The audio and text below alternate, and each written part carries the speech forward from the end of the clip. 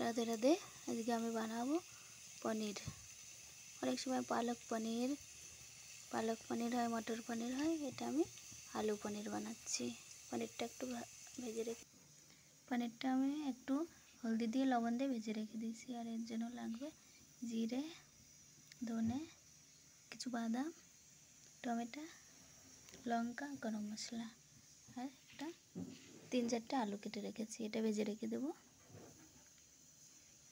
বাদামটা একটু ভেজে বেটে নেব সব কিছুর সঙ্গে।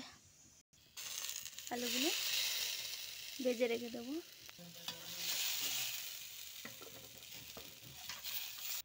এবার একটু তেল দিয়ে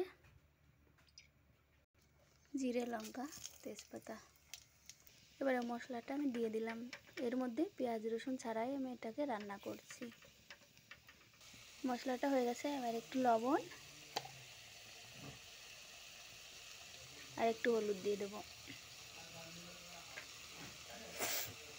তারপরে ভাজা আলুগুলো এর মধ্যে দিয়ে দেবো। এটার মধ্যে পেঁয়াজ রসুন দেওয়া নেই, পেঁয়াজ রসুন দিলেও হবে আর বাদামের বদলে কাজু দিলেও হবে। এবার আমি জল দিয়ে দেবো। সবজি উতরে গেছে, এবার আলুগুলোও গলে গেছে লগভগ। এবারে পনিরগুলো আমি দিয়ে দেবো।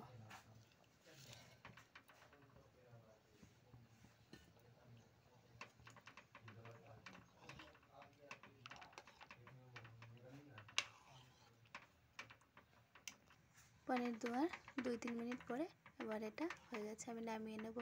বাদাম দেওয়ার জন্য এটা গাঢ় গাঢ় হয়ে যায় আর টেস্টও ভালো লাগে। নামিয়ে নিয়েছি। এবার একটা কাঁচা লঙ্কা দিয়ে দেবো আর কিছু ধনেপাতা দিয়ে দেব। আলু পনির রেডি।